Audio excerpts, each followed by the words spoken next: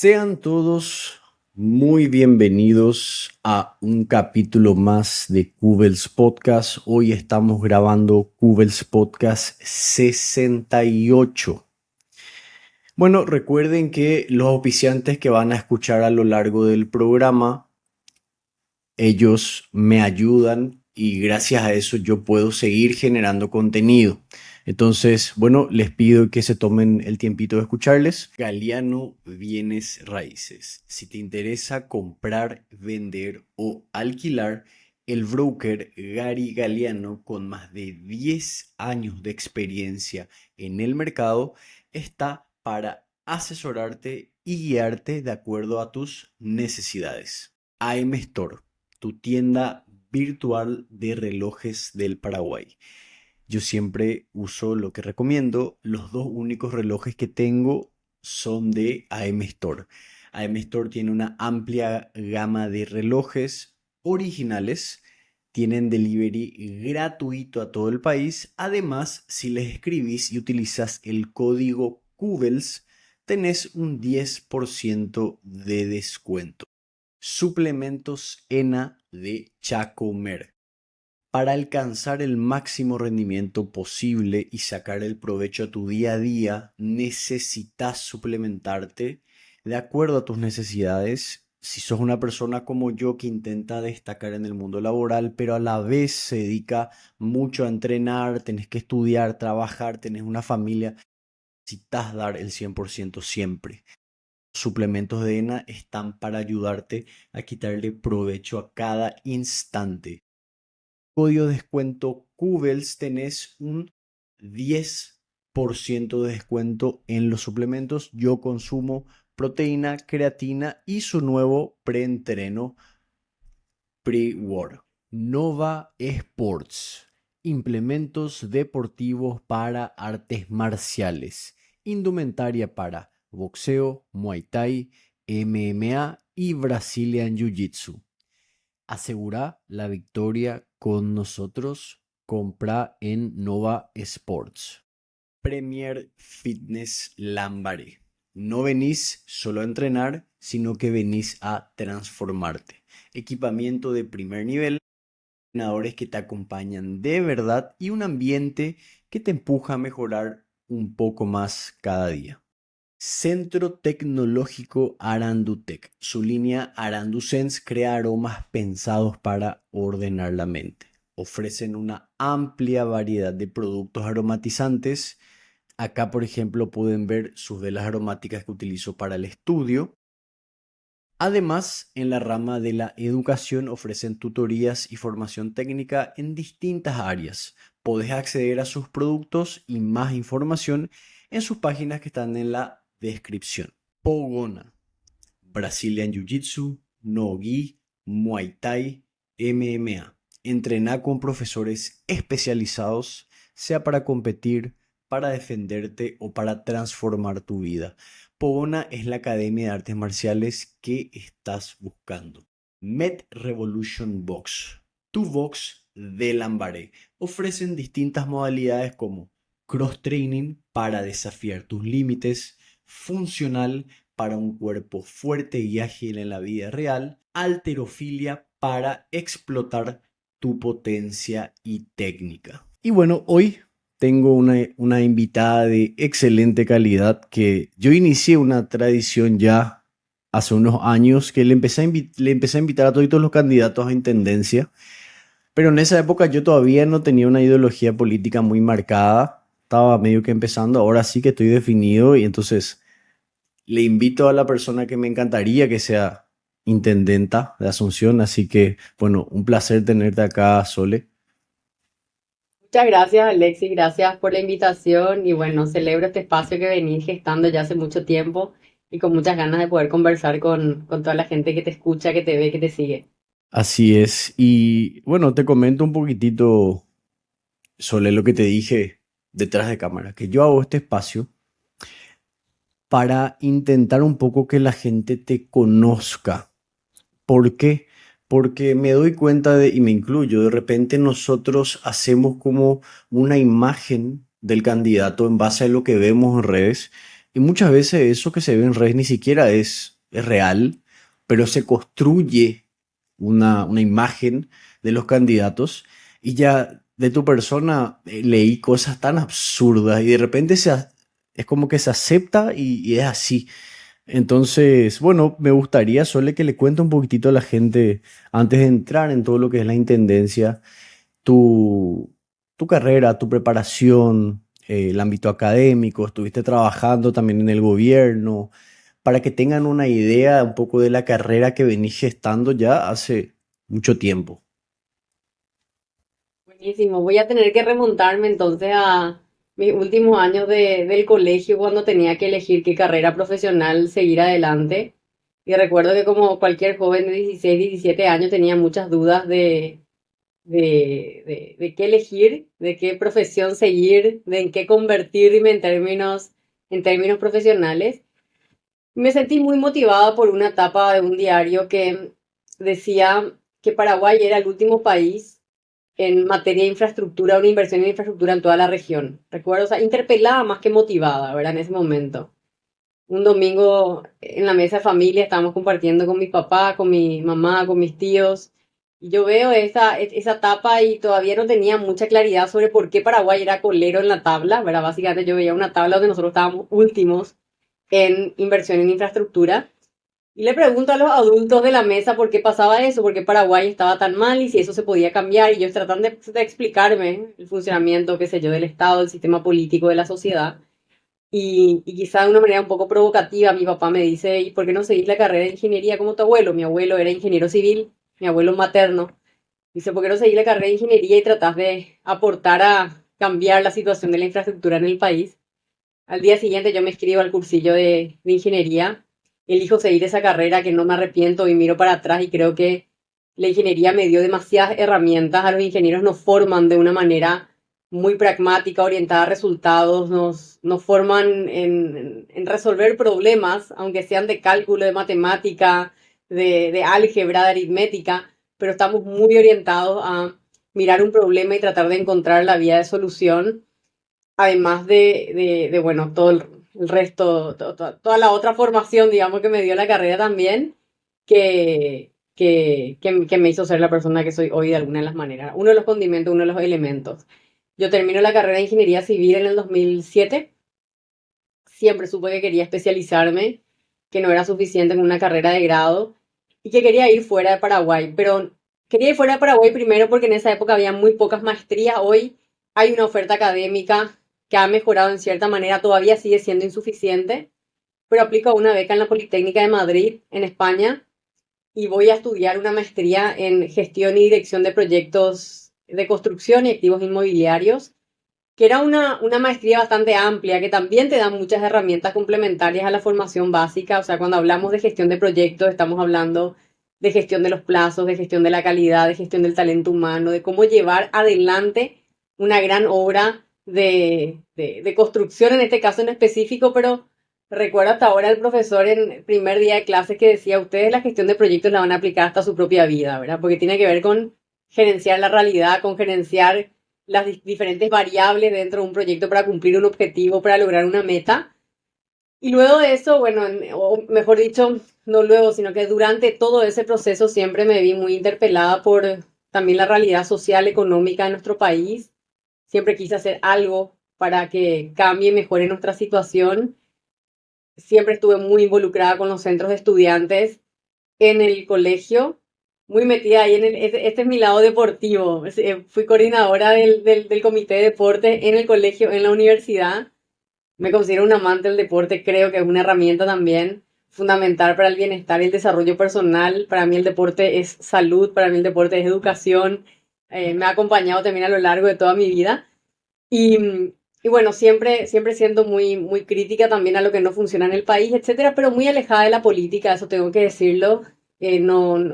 Yo no vengo de una familia de militantes políticos, ni de afiliados políticos partidarios, ni mis padres. Entonces, como que mi espacio de actuación, de querer hacer algo para cambiar las cosas, siempre fue la sociedad civil organizada. Intenté por diferentes caminos me involucré mucho como voluntaria en diferentes causas para mejorar la educación, para mejorar el acceso a la vivienda, para reducir la pobreza. Esto me llevó a ser directora de Techo y bueno, ya luego de asumir la dirección de Techo, movilizar más de 15.000 voluntarios, construir más de 4.000 viviendas de emergencia, fue de alguna manera ese puente al sector público porque a mí me llaman para asumir el Ministerio de Vivienda en medio de una crisis del sector vivienda en el país y me tuve que enfrentar a esa propuesta, a esa convocatoria y decidir si me animaba o no a entrar a la esfera pública, a tratar de cambiar la manera en la cual se gestiona la cosa pública,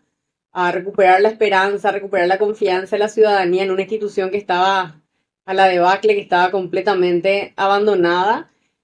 Y bueno, ya ahí el trayecto ya se hizo más corto a la política y al lugar donde hoy estoy y también a la siguiente formación que tuve en políticas públicas cuando decido ir a la escuela de gobierno en la Universidad de Oxford y bueno, complementar los estudios que ya había tenido en materia técnica con la formación en las ciencias sociales que lo hice en el 2018. Espectacular, Sole. Bueno, hay algunos puntos que me gustaría profundizar. Yo también soy ingeniero agrónomo y Sí, qué interesante es lo que decís porque es cierto.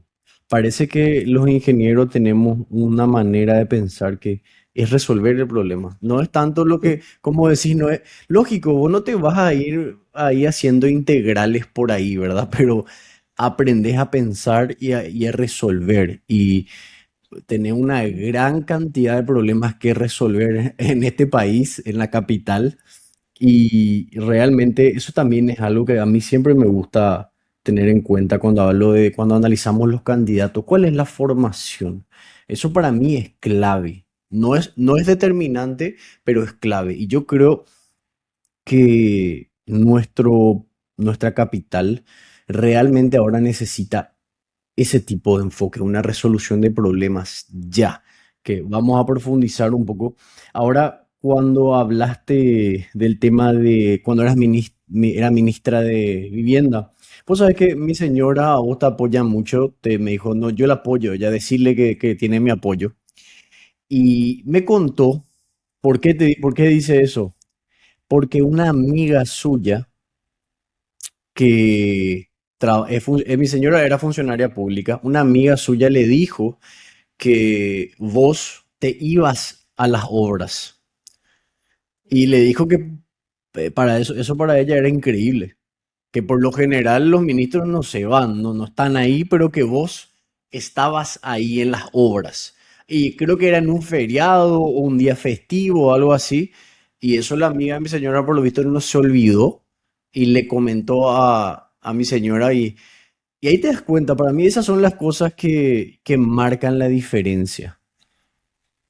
Sí, fue clave para nosotros, Alexis, en la gestión del Ministerio de Vivienda, ejercer un control exhaustivo frente a una discrecionalidad excesiva que existía, Mm, ¿verdad? Cuando vos tenés una institución que se maneja con absoluta discrecionalidad, entonces vos tenés un terreno fértil para la corrupción y para el mal manejo de la cosa pública. Entonces, establecer mecanismos de control y de monitoreo eran muy importantes, que tenían que venir desde la máxima autoridad. O sea, yo los fines de semana estaba en territorio, iba a visitar las obras de sorpresa, solamente yo sabía cuál era la obra que elegía, me buscaba el chofer de repente un sábado a la mañana, un domingo a la mañana, e íbamos a Capiatá, a Itagua, a Curuguatú, Pedro Juan Caballero, nos íbamos a una obra en particular, entonces yo llegaba, tenía que chequear que hayan materiales en el obrador, verificaba el libro de obra, verificaba el avance de obra que esté realmente, que se condiga con lo que estaba en los papeles en la institución y hacía esto de manera aleatoria. Por supuesto que era imposible que la ministra, que yo pueda controlar, no sé, los más de 500 contratos que teníamos. Pero ¿qué pasaba? Yo generaba una sensación de control, o sea, mm. los contratistas, los obreros, todos los actores involucrados en el proceso de construcción de las viviendas, sabían que yo podía aparecer un día en la obra Mm. y que iba a verificar si el fiscal de obras estaba realmente relatando lo que estaba pasando en territorio o si había una suerte, porque la verdad que cuando la corrupción es endémica, afecta hasta la operación más mínima de una institución. Y yo me había encontrado con eso en la Cenavitat, con una corrupción endémica que se había vuelto ya culturalmente aceptada. Entonces había una suerte de complicidad a veces entre el fiscal de obras y el contratista, hacían figurar un mayor avance de obras cuando el avance era menor, entonces podían cobrar mayores certificados de obra, etcétera. Y eso fuimos implementando en cada uno de los departamentos. A mí hoy la experiencia que tuve en gestión pública, en administración de un presupuesto público, en impulsar muchas reformas en materia del sistema de calidad, del talento humano, de lo financiero administrativo, de la gestión misma de las obras, es lo que me da mucha confianza ante este enorme desafío que tenemos frente a la Municipalidad de Asunción, que se ve reflejado en un abandono y un deterioro de nuestra ciudad, porque cuando nosotros nos quejamos y nos plagueamos y vemos y nos duele la situación en la cual se encuentra nuestra capital, tenemos que entender que eso es un síntoma, eso es un reflejo de una pésima gestión administrativa, de una pésima gestión de la municipalidad, que es lo que tiene que reformarse para que la ciudadanía en general, la ciudadanía asuncena, pueda recibir las respuestas en términos de calidad de los servicios y también de inversión en obras que necesita nuestra capital y que es urgente, que ya venimos postergando hace muchos años. Entonces, hoy quiero poner eso a disposición de la gente, no solamente mi formación, mis convicciones, mi compromiso, mi talento, sino también mi experiencia en reformar una institución pública, convencida de que existe esa luz al final del túnel. Yo sé que mucha gente ya no cree que las cosas pueden cambiar en Asunción. Hay mucha gente que piensa que la municipalidad ya hay que poner una bomba y que explote todo porque es imposible cambiarla. Yo veo de que hay un camino con gestión, con determinación, con decisión, con ejecución de proyectos, por supuesto. No va a ser de la noche a la mañana, pero estoy convencida que octubre del 2026 puede ser un punto de inflexión entre aquello a lo cual nos tienen acostumbrados en la ciudad y lo que realmente podemos ser capaces de construir en Asunción para devolverle a nuestra ciudad lo que se merece y sobre todo a los asuncenos hacernos sentir orgullosos de la ciudad donde estamos viviendo. Y vos sabés que antes hablaba un poquitito de Asunción, que tengo muchas cosas que quejarme. Ahora que dijiste eso de que visitabas de sorpresa, me imagino cada cosa que te habrás encontrado. Seguramente Sí, eh, es algo que está instalado y encima que hace ya mucho tiempo la incompetencia en las instituciones públicas en general. Y estaba yo leyendo el libro de Fabián Chamorro, ¿le conoces al historiador? sí, le conozco al Que creador, sí. ya hice varios podcasts con él y leí un libro de él que se llama El origen de los partidos políticos. Y ya en esa época las instituciones públicas tenían una excesiva cantidad de funcionarios y se quejaban, los brasileros escribían y se quejaban, las notas que estaban ahí, de que cuando llovía ya nadie se iba a trabajar, de que había mucha burocracia, de que se robaba, de que el primer préstamo que hizo Paraguay se desapareció totalmente, que fue algo así de 1 millón de libras esterlinas, se prestó, se borró esa plata. Después se volvió a hacer otro, pero de 100 millones y se borró también esa plata. O sea, los primeros dos préstamos que hicimos así grandes se robaron. Y uno dice, ¿será que realmente las instituciones públicas están condenadas a ser tan ineficientes? Y yo creo que no, yo creo que se puede solucionar, pero requiere realmente ese control. Porque hoy la mentalidad, y ya desde esa época, si uno le lee a Eligio Ayala ya le bajaba la caña decía que este exceso de gente que aspira a llegar al funcionariado público, decía, los primeros zarpazos a la economía, que realmente que es cierto. Yo le invité a Álvaro Grau, este concejal de Asunción, y me estaba Sí, sí, contando sí. unas cuantas cosas, Sole, que de verdad que me dejaron impresionado. Me contó que en total se hizo una deuda de 385.000 millones de guaraníes para pagar deuda nomás luego otra vez.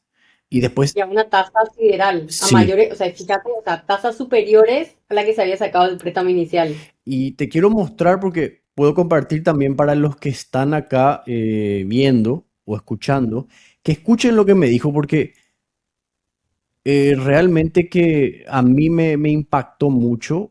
A ver un poco si me permite. con sonido. ¿Me decís si se escucha, Sole? Por favor. El tipo sacó ¿Se escucha cuando habla Álvaro? Sí, sí, Bien. sí, escucho, escucho. Escuchen esto. un crédito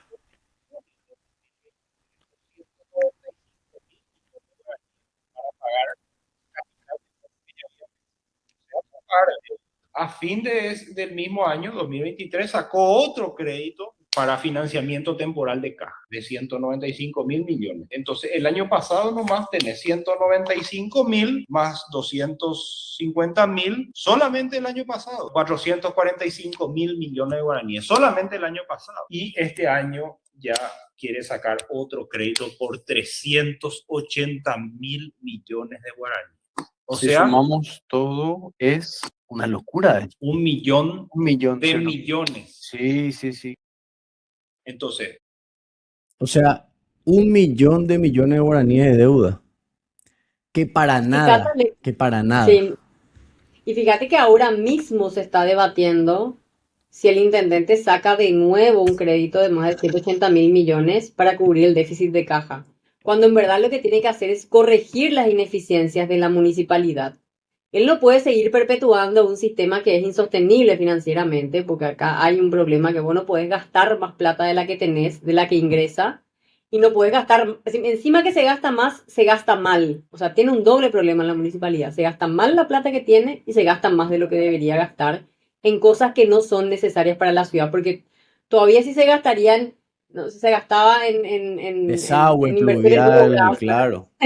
en cuestiones que necesita la ciudadanía, pero en verdad acá hay un grave problema, por un lado con la superpoblación de funcionarios, pero también con ciertos privilegios y un mal gasto del dinero de los contribuyentes que tiene que ser corregido, porque de otra manera no vamos a ver los resultados reflejados en la capital. Acá hay que entender que hay un modelo que caducó, que venció, que ya no podemos seguir perpetuando.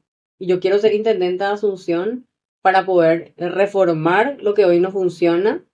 La plata tiene que dejar de robarse, se tiene que invertir en lo que la ciudadanía necesita, hay que aumentar los ingresos de la municipalidad y hay que reducir los gastos superfluos que son innecesarios. Y esas medidas tienen que tomarse ya, porque Asunción no puede seguir postergando, no puede seguir de la situación en la cual se encuentra ahora. Sabe también lo que me contó y cuando me contó no podía creer que, por lo visto, me habló un poco de otras cosas más, pero me estaba hablando del barrio San Vicente y me contó de que a la gente se le cobra por servicios que no hay.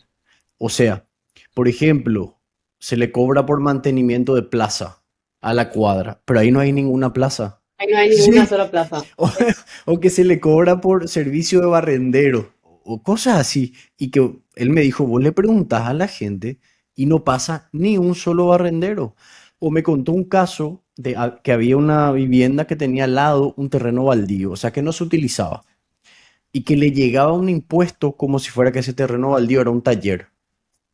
O sea, le cobraban plata donde no tenían que cobrar y cuando él le encaró y atendé lo que le dijeron, cuando él encaró y dijo, esto está mal, ¿sabes lo que le dijeron ahí en la junta?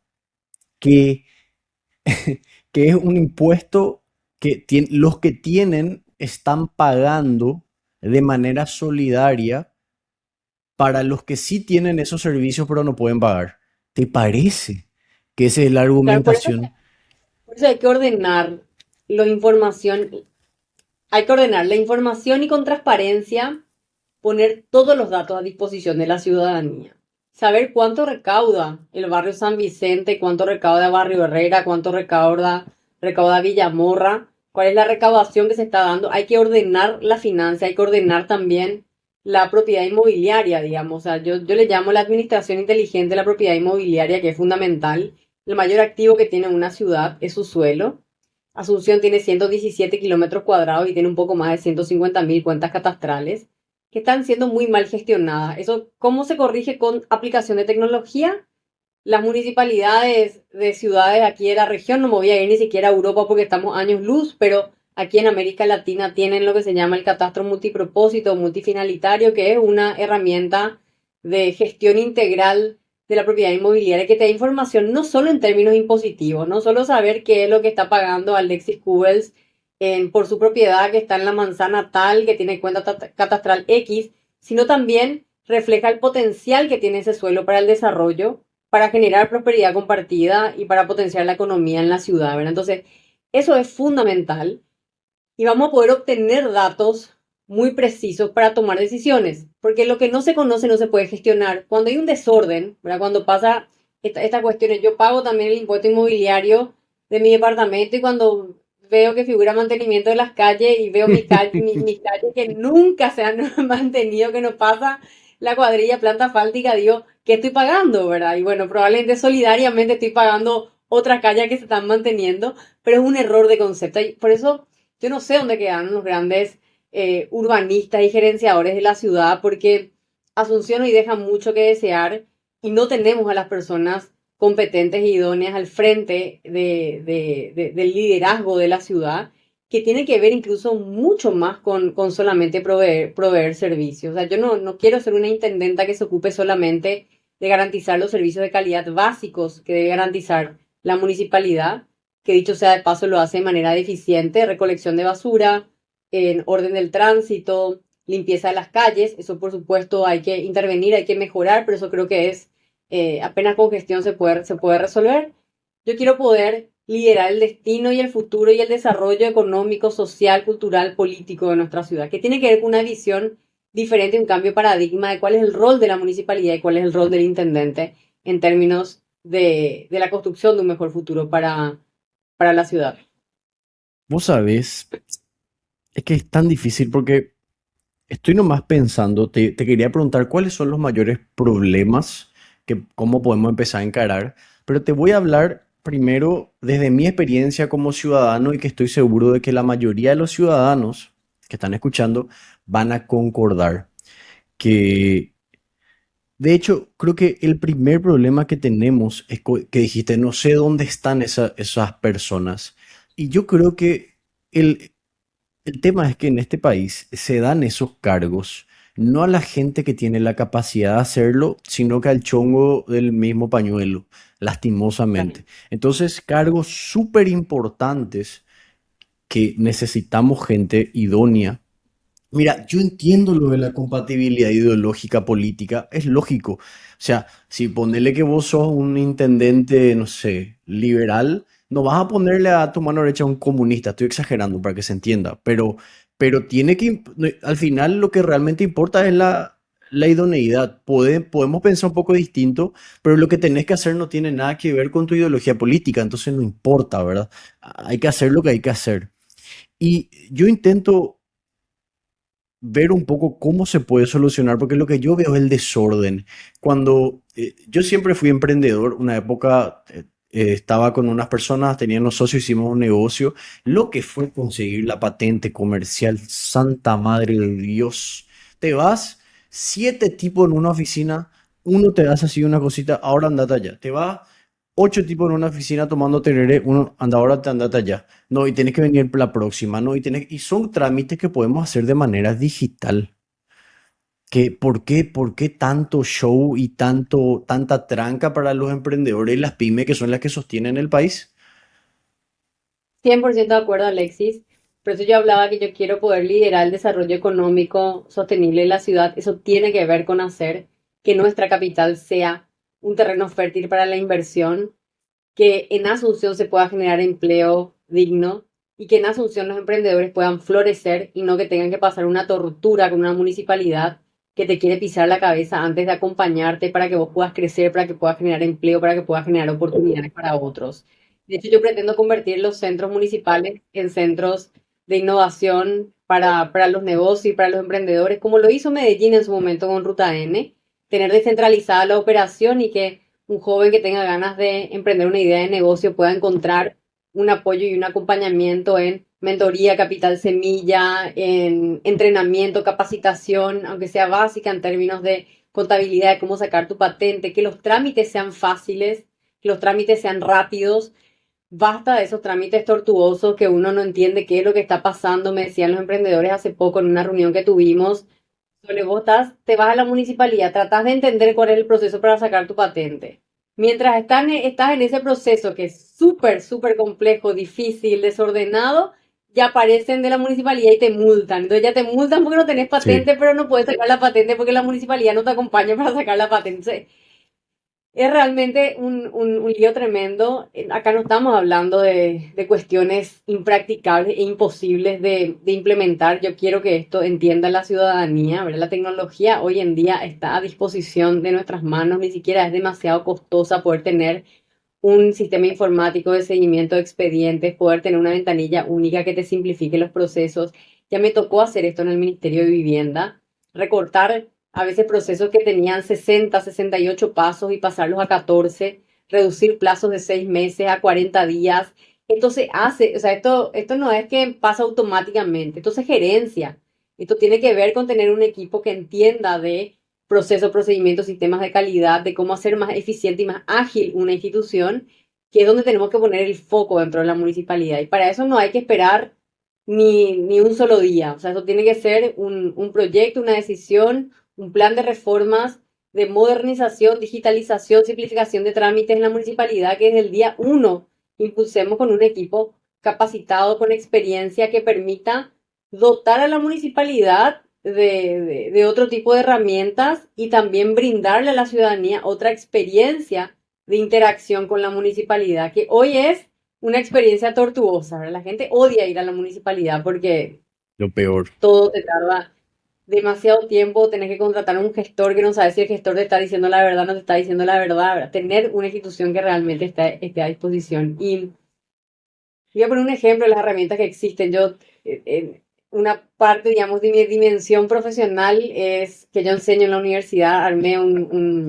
construí un proyecto de ofrecer programas de capacitación en materia de políticas públicas y de gestión pública. Y uno de los programas que ya enseñamos varios años es un programa de gestión urbana y tenemos docentes locales e internacionales. Se vienen muchos docentes que nos cuentan la experiencia de lo que se ha hecho en Curitiba, en Quito, en Ciudad de México, en Buenos Aires, en San Pablo, Río de Janeiro, que nos permiten entender lo que primero ya se está haciendo y funciona, y segundo que a veces no es necesario reinventar la rueda. Y ahí habíamos invitado a un panel de expertos justamente que hablaron sobre la digitalización de varias municipalidades o alcaldías en México, ¿verdad? Que es un país gigante, pero que tiene un montón de municipalidades, y nos contaban la experiencia que ellos están desarrollando y cómo tienen disponible el software libre, de acceso libre, para cualquier municipalidad que quiera hacer cooperación con ellos. O sea, ni siquiera estamos hablando de una cuestión de dinero, y les logró, ellos lograron simplificar todos los trámites en materia de gestión de licencias, de patentes, de construcción, etcétera, con la implementación de un software que ya lo tienen desarrollado, probado y que ni siquiera tiene costo para otras municipalidades. Ah, por curiosidad nomás, ¿en qué universidad enseñaba Sole? En la Universidad Comunera. Ya. Sí. Vos sabés, Pero tengo un centro o sea, yo lo que hice fue al volver de Oxford, eh, abrí un centro de políticas públicas y buen gobierno que se llama Cabinet, que es una iniciativa privada y trabaja en articulación y cooperación con otras universidades. Entonces acá estamos con la Universidad Comunera, en su momento trabajamos en conjunto también con una escuela de gobierno de SKR que está en Madrid, en España, y lo que hacemos es articular programas de formación continua, que son diplomados de 100 horas, o programas cortos, que también solemos hacer cursos ejecutivos, en economía circular, en gestión urbana, en políticas públicas, en políticas energéticas, en diferentes temas que son de interés del público en general, pero exclusivamente enfocándonos en mejorar la enseñanza y las capacidades dentro de las instituciones públicas o afuera, para quienes buscan incidir en que tengamos mejores políticas públicas. Para definir en términos rápidos qué es una política pública, básicamente es la resolución a nuestros problemas por parte del Estado, ¿verdad? Las políticas públicas son todas aquellas herramientas, proyectos, tareas que impulsa un Estado para atender las necesidades de la sociedad. Entonces, volviendo a lo que conversábamos inicialmente, porque a veces parece un término demasiado teórico y abstracto, ¿verdad? Lo que estamos hablando es cómo resolvemos los problemas que tiene la gente, teniendo al Estado como el principal gerenciador, pero trabajando en articulación con el sector privado y con la sociedad, que son claramente otros actores fundamentales en este proceso. vos sabés que esto que estás diciendo cómo puede facilitar las cosas, pero yo creo, no es que yo creo, yo sé que se resisten a implementar esto porque eso va a eliminar la justificación de esa cantidad de funcionarios que están ahí al pedo. Porque se le da un trabajo, tu trabajo es llevar este papel de acá a acá, el tuyo de acá a acá, de acá a acá. Entonces, si vos tuvieras que enumerar, o para vos, no sé si enumerar, sino hacer una jerarquía de los mayores problemas que está atravesando ahora mismo la municipalidad, ¿cuáles serían? Sí, antes de responderte a esa pregunta, Alexi, claro que van a haber barreras. Eso es lo que se conoce como las inercias, digamos, que tienen las instituciones. Una de las materias específicamente que yo enseño en la universidad tiene que ver con las buropatías o las buropatologías, o sea, que una rama de las ciencias políticas que estudia las enfermedades que padecen nuestras instituciones públicas. Entre ellas está la inercia, la más grave es la corrupción, pero no es la única. A veces simplemente la inercia que nos lleva a un montón de ineficiencias y la propia cultura que termina siendo predominante en una institución a lo largo de los años. Por eso la gente se resiste, piensa que no hay otra alternativa. Lo que hay que hacer es implementar la tecnología y en todo caso hacer una reingeniería del talento humano y reubicar a las personas que antes estaban sellando un papel de manera ineficiente y bueno, darle otro tipo de rol o simplemente en algunos casos prescindir de la estructura, pero digo, ni siquiera ese destino dramático es el único viable. En la Cenavitad nosotros digitalizamos muchos procesos y lo que hicimos fue a mucha gente que la necesitábamos en la operación en otros espacios, hacer un traslado de departamento y terminaba siendo mucho más útil en otro lugar y crecía en términos de eficiencia y de respuesta y de resultados de la institución. O sea, nosotros pasamos de 3.000, 5.000 viviendas que se construían en todo un periodo de gobierno a trabajar con más de 37.000 en 3 años, 3 años y medio. Y eso no fue simplemente una abundancia de recursos, no es que vos tenés recursos, si vos no podés ejecutar eso, si vos no podés fortalecer la institución en términos de su operación, que tiene que ver con los recursos humanos, pero tiene que ver con los sistemas que están implementados, que tiene que ver con los procesos, con los procedimientos, etcétera. Entonces vos no vas a lograr ningún tipo de resultado esperado. Entonces, claramente nosotros vamos a tener resistencia dentro de la municipalidad, pero no es algo que no se pueda resolver para poder cambiar la lógica en la cual opera hoy en día nuestra municipalidad de Asunción. Y luego si tenemos que, respondiendo ya a tu pregunta, elegir las prioridades, hay una que es inevitable que tiene que ver con parar el sangrado financiero. Hoy a la municipalidad, vos mencionabas, la han endeudado de manera irresponsable, están comprometiendo incluso las finanzas públicas de los próximos 10 años. Hay que poner en orden la casa en términos de la finanza. Esto tiene que ver con recaudar más y con reducir los gastos que son innecesarios. Cuando hablo de recaudar más, no me estoy refiriendo a aumentar impuestos, me estoy refiriendo a hacer que sea más eficiente el proceso de cobranza, las responsabilidades de los contribuyentes, pero sobre todo cortar con las cajas paralelas que hoy existen. O sea, hoy ya hay mucho dinero de la gente que se desvía para otros fines. O sea, no es que no hay recursos. El contribuyente tiene dinero, pero cuando se encuentra con esa muralla que es la burocracia, prefiere pagar una coima, prefiere pagar algún gestor, prefiere pagar por alguna caja paralela que pagar directamente a las arcas de la municipalidad. Entonces, ese modelo es el que tiene que ser derrocado, ¿verdad? Cortar definitivamente con las cajas paralelas, hacer que los ingresos que producen los contribuyentes y que aportan a la municipalidad ingresen a las cuentas municipales y que el ciudadano reciba en contrapartida los servicios que se merece, no que esté pagando por algo y no está recibiendo a cambio absolutamente nada, ¿verdad? Entonces, ahí hay un cambio que hay que hacer. ¿Cómo podemos incrementar también los ingresos de la institución? Yo te hablaba de la administración inteligente de la propiedad inmobiliaria. Ahí hay una oportunidad enorme porque hoy es un desorden, es un caos, hay una anarquía total. Veíamos que la fiscalía intervenía hace poco, la dirección de catastro, por una cuestión de subregistro, ciertas propiedades que figuraban como baldíos, pero en verdad habían edificios construidos. Y a veces puede haber mala fe, pero a veces ni siquiera es mala fe, o sea, a veces no es ni siquiera la complicidad entre el contribuyente y la municipalidad, a veces es simplemente el desorden. O sea, es que no está siendo gestionado esto de manera correcta, entonces la ciudad pierde la oportunidad de crear valor. Y también muchas veces el contribuyente, ¿verdad? Porque es un desorden y eso hay que poner en regla. Y lo último que no quiero dejar de mencionar, que aunque o sea, no quiero entrar en demasiados tecnicismos, pero la implementación de ciertos instrumentos de financiamiento urbano son fundamentales, que implican un trabajo articulado con el sector privado, como el caso del reajuste de suelos para la reorganización de la propiedad en zonas que están desvalorizadas de la ciudad a través de fideicomisos. Esto ha funcionado en grandes capitales del mundo para, para mejorar las ciudades y poder capturar también todo el valor y toda la potencialidad que genera el sector privado con la articulación del sector público o la contribución por mejoras que ha permitido a algunas ciudades incluso resolver, por ejemplo, el problema de la unificación de veredas, donde se trabaja de manera articulada con el frentista. Entonces, hay instrumentos que han permitido financiar grandes obras de infraestructura en otras ciudades, que aquí por nuestra precariedad en términos de los programas públicos o nuestro desconocimiento, nuestra ignorancia o la falta de personas idóneas, digamos, en los cargos, no hemos implementado, me animo a decir, en ninguna ciudad de nuestro país y que hoy representan también una oportunidad para el desarrollo conjunto de proyectos. Vos sabés que cuando dijiste mayor recaudación, yo estaba diciendo, ojalá que no digan más impuestos, porque ahí vamos a tener problemas. Pero la verdad es que no es que la gente no quiere pagar impuestos. Tenemos que pagar impuestos, lógicamente.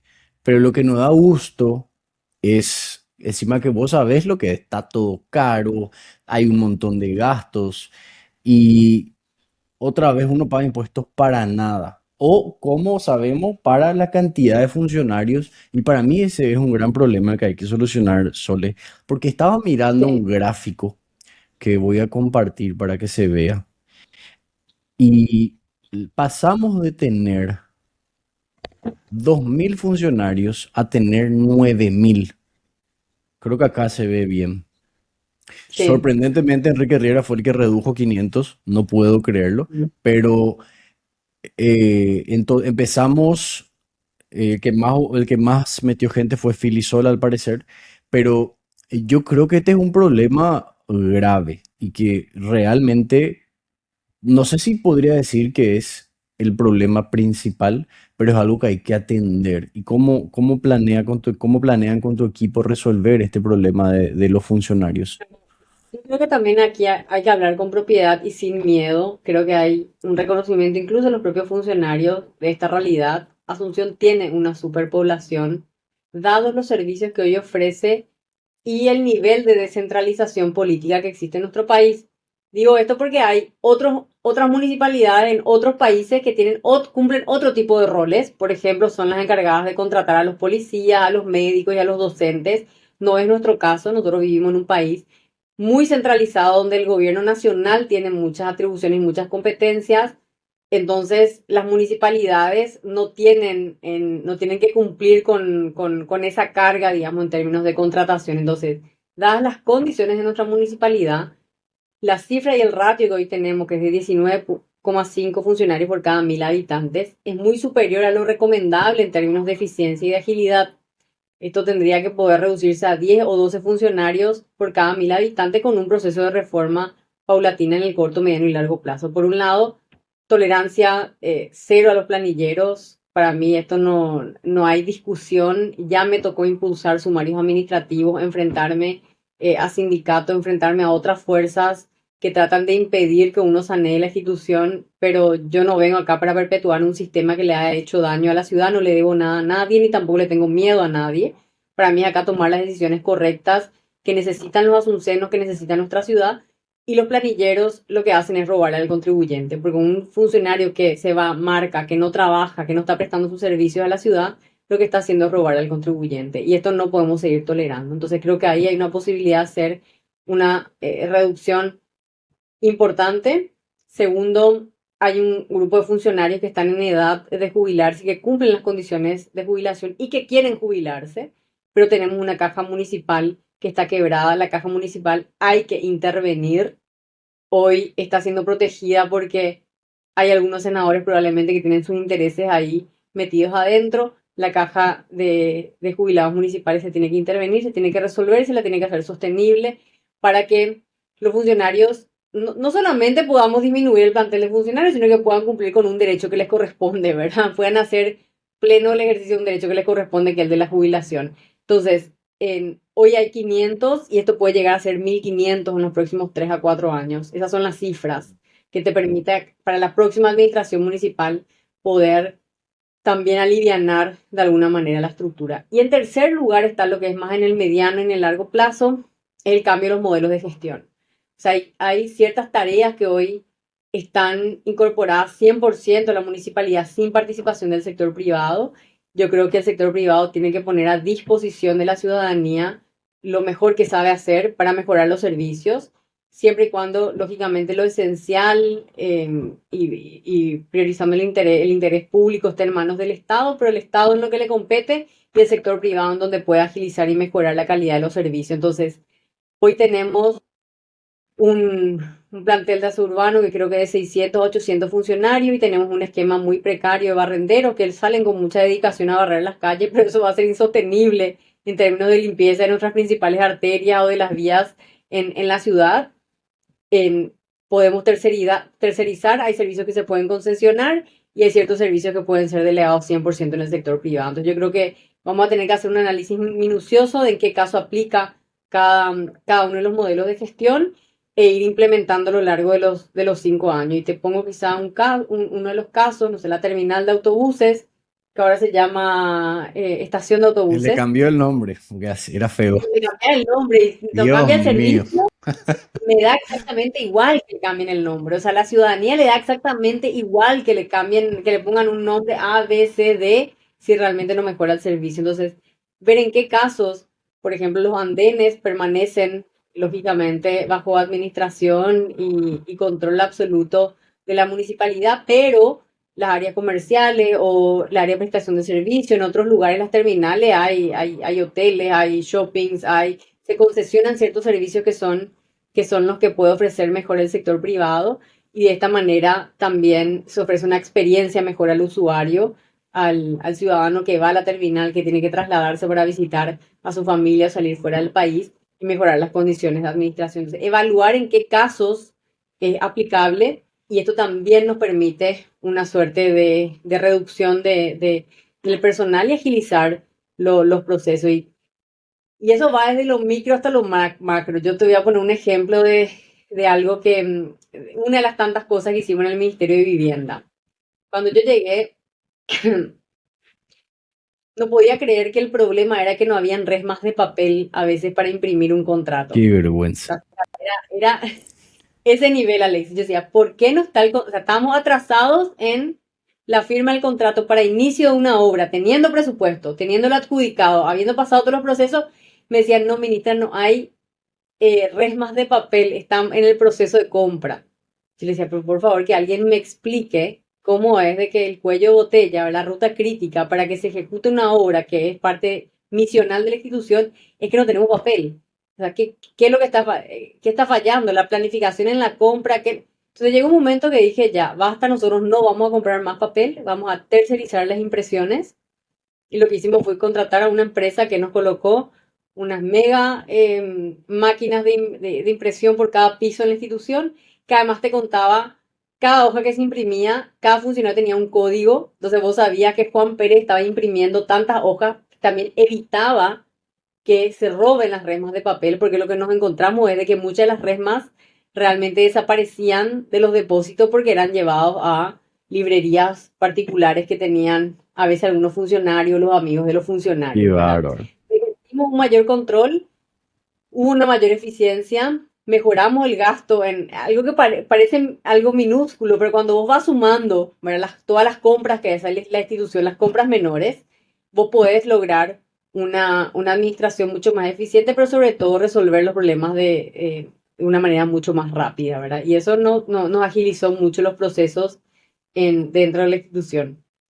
Vos sabés, ahora que, viste que mencionaste algo tan interesante que es la cantidad de funcionarios, vamos a ir por partes, porque una vez yo discutiendo con alguien me dijo, no, pero en, no sé qué era, en Alemania o no sé en dónde, el porcentaje de funcionarios públicos que tienen respecto a la relación es mucho mayor que el de Paraguay. Paraguay está bien. Y yo No, pero esa es una comparación muy tonta. O sea, vos tenés que comparar en base a los servicios que está ofreciendo la municipalidad. Y Claro. nosotros no ofrecemos nada, o sea, no necesitamos esa cantidad de gente. Entonces, como ya charlamos esa vez que nos reunimos en el Partido de la Libertad, yo te dije que dijiste, vamos a echarlo, no lo funcionó, tenemos que ver. Yo te dije, me encanta, apoyo, porque yo quiero que haya meritocracia, yo quiero, o que intente haber, porque es imposible que haya real, pero quiero que haya, que la gente que esté en el funcionariado público, sea gente que esté ahí para trabajar, gente preparada, gente idónea, gente que realmente sube la camiseta. Unos amigos míos se fueron a hacer su maestría en Taiwán y me dijeron, brother, acá, si vos sos funcionario público, es así un honor. La gente así te, Sí, te así mismo es. respeta luego, sos funcionario público, hija de mil. Acá es, mira, un poco parásito. Pero no es así, porque mucha gente realmente trabaja bien. Pero Hay mucha gente buena, sí, sí. pero y esos mismos estoy seguro que son los que más quieren que se les eche a los que no trabajan, porque cobran igual o más por no hacer nada. Y es injusto para nosotros los contribuyentes y para los que sí están trabajando en serio ahí. Y te quería hablar de otro problema también que ahora que soy papá, y bueno, y vos en breve, ¿es tu primer bebé? Sí, sí, sí, mi primera nena. Sí.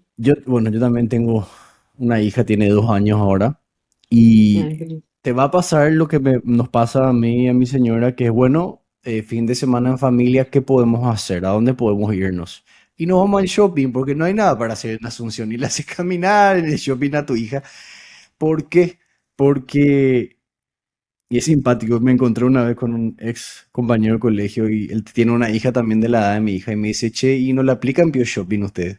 Y sí, le dije, porque es lo único que hay para hacer en Asunción, cambia de shopping y ahí te vas. Porque irte, por ejemplo, irte al centro, donde yo viví mucho tiempo, hace un calor infernal, no hay sombra, lleno de cuidacoches, inseguro, no hay espacios verdes resguardados, por así decirle. Entonces no tenemos mucho que hacer y como te había comentado, sabes que charlamos, yo viví en el centro, así en el centro, ahí al lado de Colón, donde está el ex Cine Roma, viví, se llamaba Pasaje en la Encarnación, se llamaba el lugar. Viví ahí 14 años solo y me pudrí, me harté y me fui. Cada vez más inseguro, cada vez más robos, cada vez más cuidacoches. Te vas, imagínate, me fui a comprar un lomito. No me bajé de la camioneta. Era de noche, estaba en la camioneta. Le pedí y me atendió ahí. Y yo estaba en la camioneta, no me bajé. Y vino el tipo a decirme que le tenía que pagar. Y le dije, ¿pero por qué te tengo que pagar? No, no, y porque está usando el lugar. Pero ni siquiera me bajé, le dije, estoy en mi camioneta. No, y me tenés que pagar.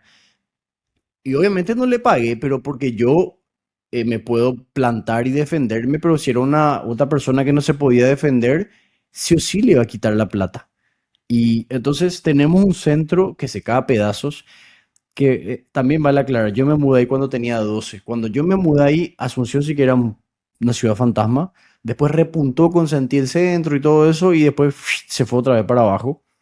Pero tenemos un lugar, el centro, que ni siquiera podemos usar.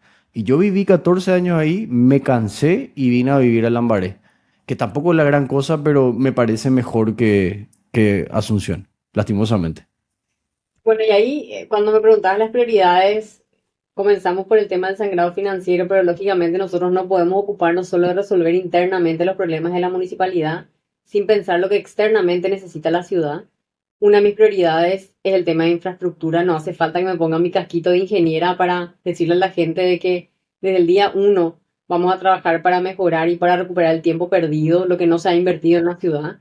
Cuando hablamos de la situación precaria de la infraestructura, en la capital no me refiero solamente a las calles y los baches que hay que resolver, hay que intervenir la planta asfáltica, hay que dotar de laboratorios técnicos capacitados. Hoy hay muy poca profesionalización del mantenimiento de las calles, pero me refiero también al cuidado, el mantenimiento y la inversión que necesitan nuestros espacios públicos, nuestras plazas, nuestros parques que están completamente descuidados.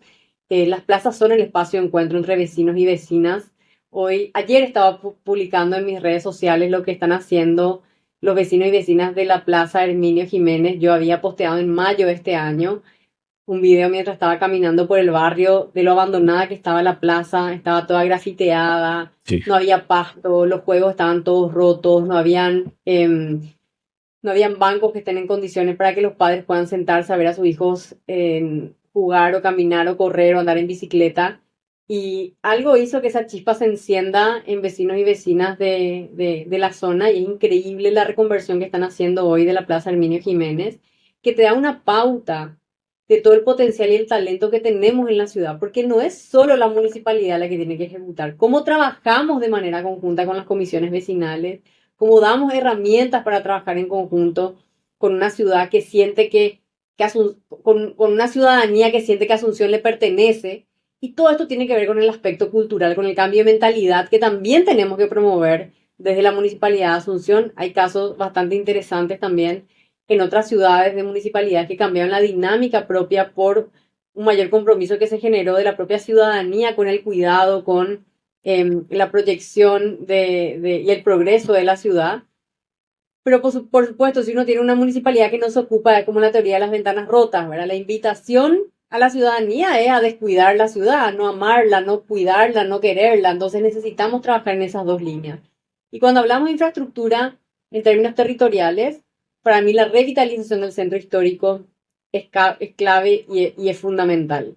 Y aquí tenemos que trabajar dos aspectos que son impostergables. Uno de ellos es el acceso a la vivienda dentro del centro, o sea, que la gente vuelva a vivir al centro, a ocupar Impagable. los metros cuadrados abandonados. Sí. Pero hoy hay barreras. La inseguridad es una de ellas, o la anarquía y el caos que se vive en la ciudad. Y para abordar la realidad de la inseguridad, tenemos que abordar la ocupación informal próxima al centro que se da en muchos de los barrios. Hoy están impulsando ciertos proyectos. Yo estuve en esta semana también escuchando desde el Consejo de Desarrollo de Asunción los proyectos que se van a impulsar en los próximos años por parte de la cooperación internacional. Yo decía, a ver, ningún proyecto que solamente mejore la fachada, o sea, no nos sirve mejorar las veredas y las calles si no abordamos los problemas subyacentes que están. La inseguridad y el acceso a la vivienda. Y en el acceso a la vivienda podemos ver qué públicos pueden sentirse atraídos para vivir en el centro, la población joven o quizá la población que está vinculada a las industrias creativas. En muchas otras ciudades se han generado distritos culturales atrayendo a los que están vinculados a la economía naranja, ¿verdad? Gente que trabaja en temas de diseño, de teatro, de música, de marketing, etcétera. Y hoy hay un potencial en el centro para el desarrollo de un distrito cultural que también nos permita reaprovechar todos esos metros cuadrados abandonados que puedan transformarse en vivienda para que sean los vecinos y las vecinas del centro, en conjunto con los comerciantes, con quienes trabajan en el centro, que sean los que le den vida a un barrio con demasiada historia en nuestra ciudad y que hoy está completamente abandonado. ¿Y cómo piensan encarar ese tema de los cuidacoches? Ese es un cáncer del centro. Mucha gente se rehúsa a irse al centro por eso. Y te cuento una experiencia ya hace años. Cuando era estudiante, estaba terminando la facultad. Vos sabés, cuando sos estudiante de ingeniería, olvídate de trabajar. Sí, Olvídate. no, eso es estudiar 100% del No tiempo. tenía un No guaraní. tiene vida. Sí, estudiaba nomás y vivía ahí del 10.000 del 10.000 diario que me da mi mamá para el colectivo y la empanada del almuerzo. Y en una de esas, ya terminando la facultad, se hizo, bueno, vamos a hacer un festejo ahí en en el bar este Constitución. Bueno, yo Conozco, vengo sí. llegando y en esa época estaba súper de moda, reventaba. Y cuando ya vengo a estacionar, ya viene un tipo. Amigo, no sé qué, tenés que pagar 30.000. Hijo de mil, ni siquiera tenía el más o menos 30.000 para darle. No, le dije, no, no tengo sencillo, le dije, no tengo sencillo. Da la vuelta, pero me vas a pagar, me dijo. Así medio amenazante. Y sí, sí, sí, nomás le dije, me fui. Con la esperanza después al salir, no encontrarle. Pues salgo y dos compañeras estaban conmigo porque vivían hacia mi casa y yo les iba a acercar. y cuando yo estoy saliendo desde una cuadra ya me grita, amigo. Y yo dije, Tera, el tipo se quedó a esperarme. Y viene y me pide. Y le dije, mira, amigo, te voy a ser sincero, no tengo. Y quité así, te juro, solo tenía un 2000 por ahí en mi billetera y le di. Ah, no, mentira. Primero le dije, no tengo para darte sencillo. Y quitó así un fajo de plata, así, de que le quitó a todo el mundo. Y me dijo, no, yo tengo sencillo. Y dije, mira, este tipo tiene más plata que yo que estoy por ser ingeniero. Y le dije, esto es lo que tengo. Y quité así un 2000. Agarró así, me dijo, guarda nomás para tu recreo. Y me quedé así con una rabia, porque así son y así le rompen las pelotas a todos los que se van El síntoma de una ciudad en abandonada. total anarquía, en desgobierno, abandonada, donde la municipalidad no ejerce su rol. Hubo momentos, hemos tenido, yo creo que curvas así fluctuantes con el control, digamos, en la calle pública, porque en verdad el estacionamiento es público y pagamos nosotros los contribuyentes por ese asfalto y por esa vereda y por esos lugares de estacionamiento. Y si no hay una línea clara por parte de la municipalidad, entonces por supuesto que nos vemos todos enfrentados o a veces muy susceptibles a este tipo de abusos y de atropellos y de amenazas. Incluso yo he escuchado casos que si no le pagan te pinchan la rueda, te rayan el auto, ¿verdad? Incluso generan un daño económico para el contribuyente que ya está aportando a la ciudad. Y yo creo que eso no puede continuar, ¿verdad? Entonces hay que abordar el problema de manera integral.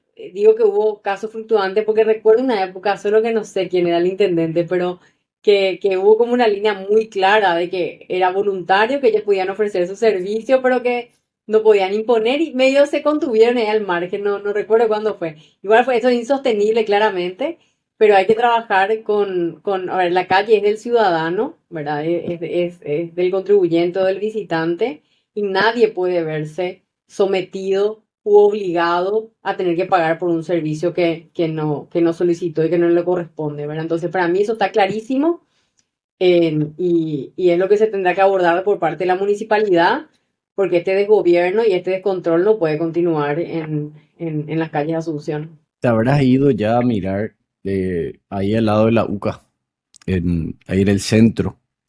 Es impresionante. Ahí nomás están toditos. Y atendés lo que me contó una compañera de colegio que estudiaba ahí. A los cuidacoches de ahí, vos le tenés que pagar una mensualidad. O sea, mirá lo que están recaudando esos tipos. Cada estudiante ahí, Y otros especialmente, más arriba seguramente, porque yo estoy segura que la recaudación probablemente no es solamente para ellos, ¿verdad? lógico, porque ahí nomás está la comandancia, enfrente, así, enfrente, y le pide una mensualidad.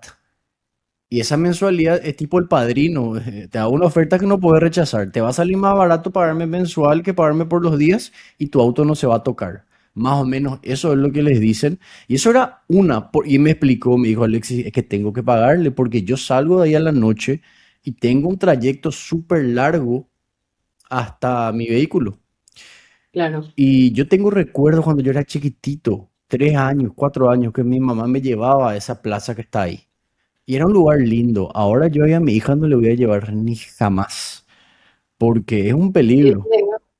En la inseguridad, yo insisto, Alexis, ¿verdad? Si no se aborda la problemática del centro en su conjunto, y esto tiene que ver con la situación de informalidad, no solamente ocupación de la tierra, de la economía también, digamos, y del empleo en proximidades del centro, esto va a continuar. Se va a tratar de combatir, pero va a salir por acá, va a salir por otro costado, ¿verdad? Como cuando vos tratás no sé, de apagar un incendio, pues tirás así un vasito de agua, ¿verdad? No vas a resolver. Entonces, en el centro hay que abordar el problema en su complejidad, en su integralidad. Hoy hay un proyecto para reconversión de toda la calle Paraguayo Independiente con un financiamiento del Banco Mundial, creo, de una cooperación internacional. Y yo me preguntaba justamente, ¿verdad? ¿Cuáles son los elementos en términos sociales o en términos de abordaje de la problemática que se vive ahí en el centro? Porque tengo entendido que se va a extender la plaza hasta la Católica y hasta la Catedral. Entonces se van a reducir esas plazas de estacionamiento que yo le escuchaba a algunos técnicos en la exposición decir, esto genera oportunidades para el desarrollo de proyectos del sector privado, ¿verdad? Como, o sea, estacionamientos privados, etcétera. Pero eso tiene que ser dirigido también por lo público, presentar cuáles son las alternativas. Hoy, incluso creo que en esa zona la topografía da para hacer estacionamientos subterráneos concesionados como los tienen los centros históricos de todas las capitales del mundo, ¿verdad? O sea, yo hace poco estuve con proyectos trabajando en Ciudad de Guatemala, que Guatemala es un país relativamente similar al Paraguay en términos económicos, social, en algunas cosas mejor, en otras cosas peor, pero no estamos hablando de Europa ni de Asia, como estaba contando el caso de Taiwán, sino de países culturalmente bastante similares.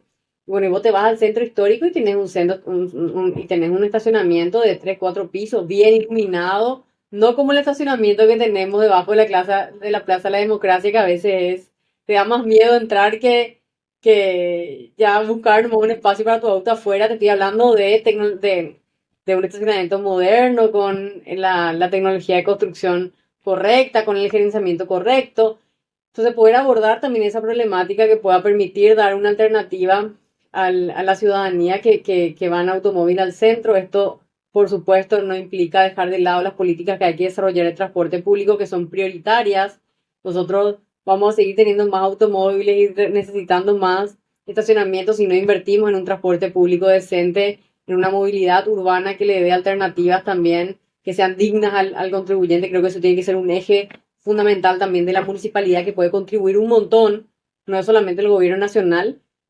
Hoy hay barrios en Asunción que están quedando completamente desconectados porque las líneas locales ya están dejando de funcionar. Para fin de año van a dejar de funcionar todas.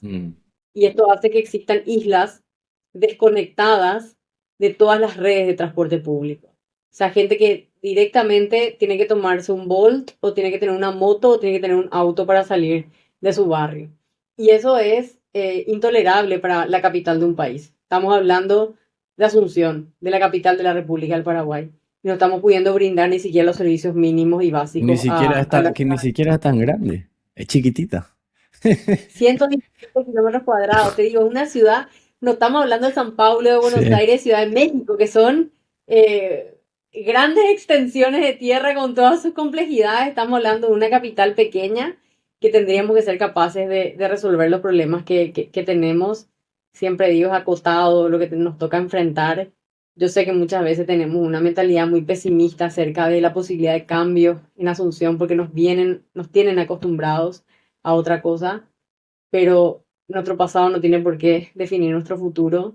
Nosotros hoy tenemos en nuestras manos la posibilidad de cambiar Asunción, de levantar nuestra ciudad, de reconstruirla de las ruinas en las cuales la han dejado y bueno, de poder brindar oportunidades de mayor bienestar y una mejor calidad de vida a la gente. Vos sabés, bueno, como para ir cerrando, quiero hablarte de dos cositas.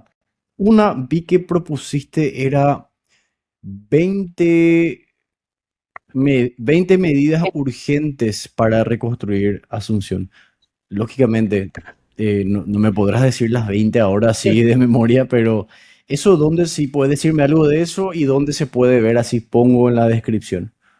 Sí, pueden encontrar en mis redes sociales el link para acceder a las 20 medidas urgentes que presentamos ahora a fin de año, que fue una suerte de síntesis o de sistematización de todas las conversaciones que tuvimos con la ciudadanía durante este año y también con los diferentes actores y sectores, colectivos, espacios, gremios con los cuales conversamos.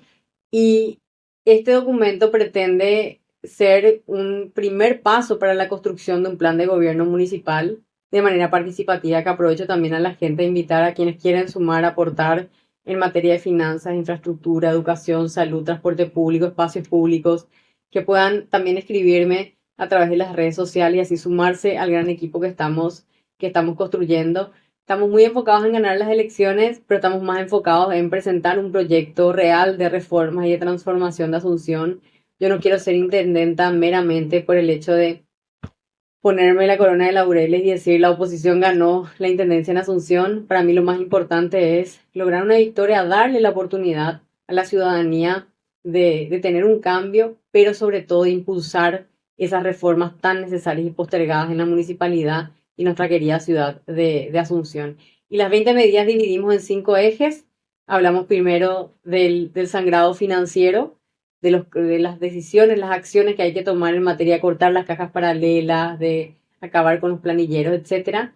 El segundo eje es sobre la gestión municipal, o sea, cómo nosotros podemos mejorar en términos de los trámites, de la revisión del organigrama, que también es un elefante inflado que es innecesario, donde hay direcciones que a veces no tienen ni siquiera funcionarios debajo, hay que hacer ahí un cambio rotundo, todo lo que tenga que ver con el modelo de gestión, la participación privada, la articulación público-privada, etcétera.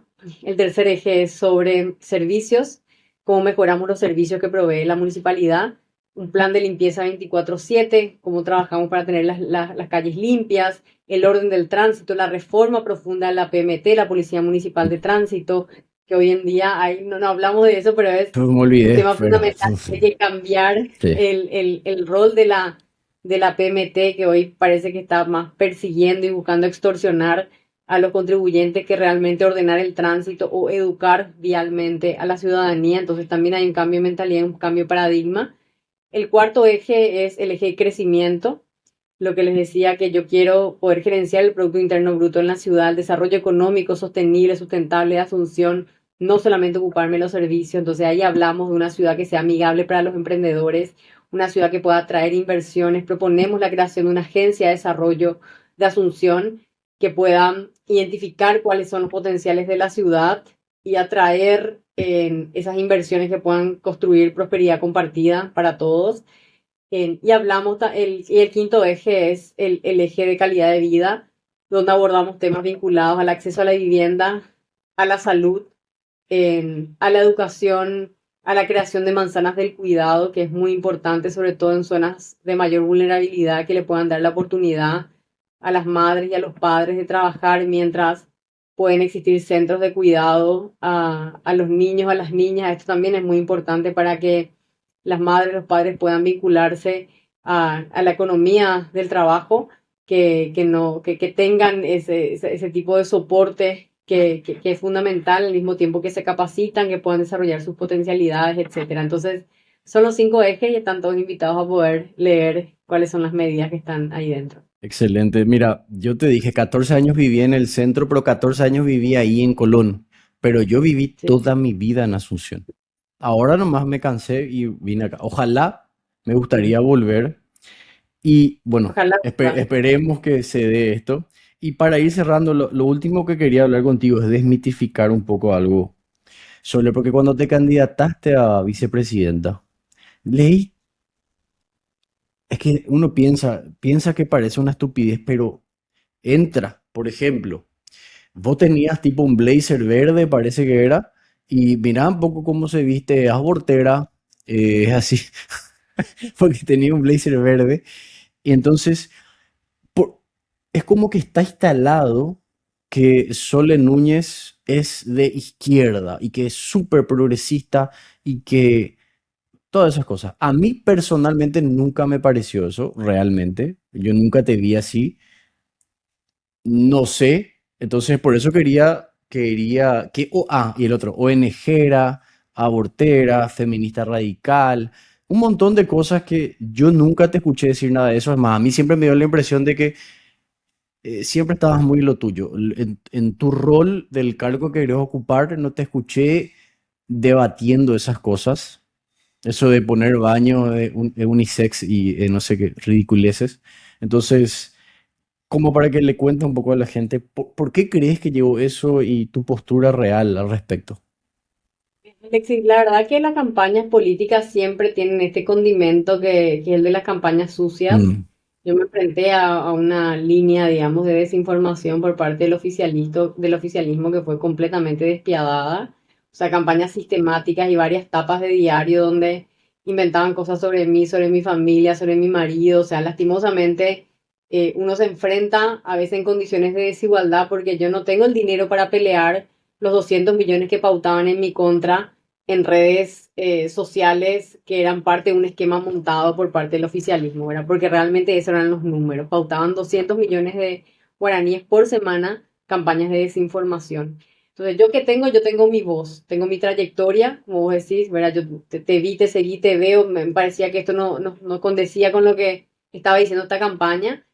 y puedo apelar a la capacidad de discernimiento del ciudadano, de poder separar el trigo de la paja, decir esto es verdad, esto es mentira, de ver cuál es mi foja de vida, cuál ha sido mi comportamiento, cuáles han sido mis prioridades, cuáles han sido mi discurso. Yo me considero una persona muy pragmática, como te decía desde el inicio de esta conversación.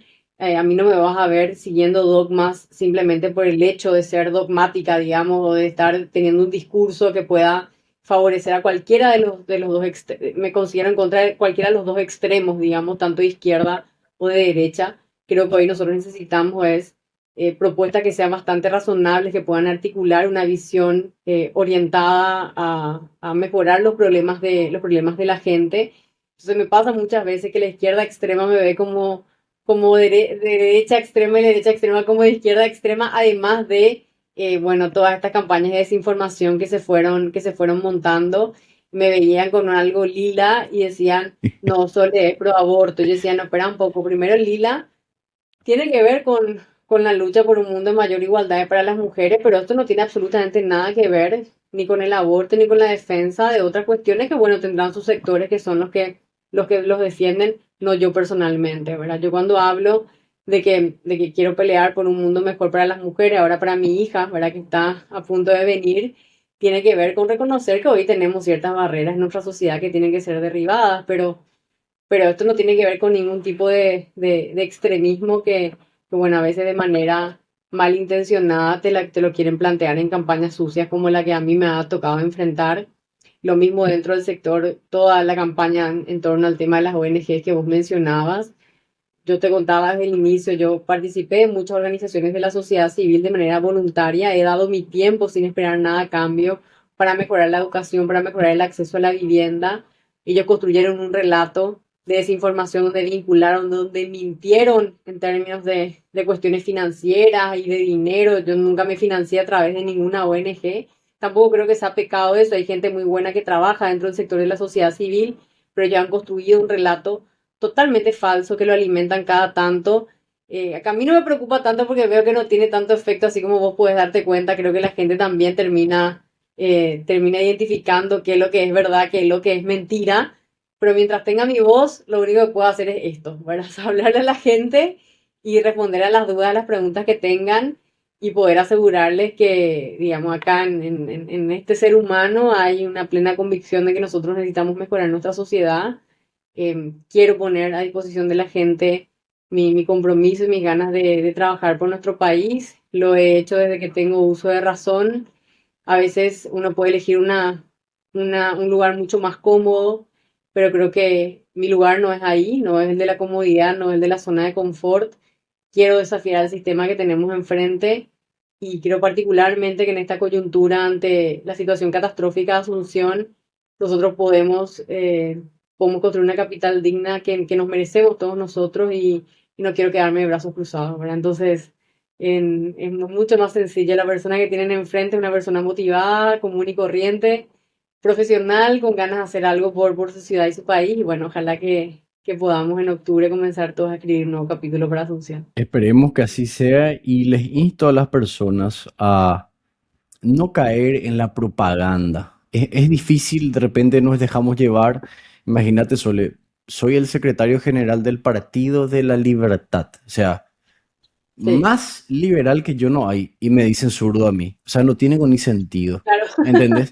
Sí, Entonces, bueno, para las personas que de repente ven Twitter, leen, no caigan en esas propagandas porque es fácil y lastimosamente ese discursito vacío, sin sustento, mantiene y da resultados. Entonces, bueno, espero que este podcast haya aclarado sus dudas respecto a Sole como candidata.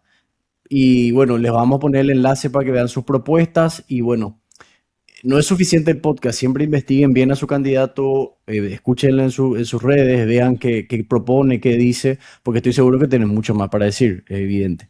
Así que, bueno, totalmente. Que me escriban cualquier cosa, me pueden seguir en las redes también. Yo trato, cuando tengo tiempo ahí cerca de la madrugada, así como visitaba también las obras, de contestar algunos mensajes yo misma, ¿verdad? Si bien tengo un equipo de comunicación, trato siempre de leerle a la gente, de responder sus dudas y bueno, poder aclarar todo lo que sea suficiente y necesario. Así que estoy acá. La idea es que podamos construir entre todos un mejor futuro para nuestra ciudad. Excelente. Entonces, muchísimas gracias, Sole, por tu tiempo. Gracias, Muchísimas Alexis. gracias a los auspiciantes que me permiten brindar este contenido y muchísimas gracias a los que escucharon hasta el final y nos veremos en otro capítulo de Cubes Podcast. Chao, chao. Chao, chao.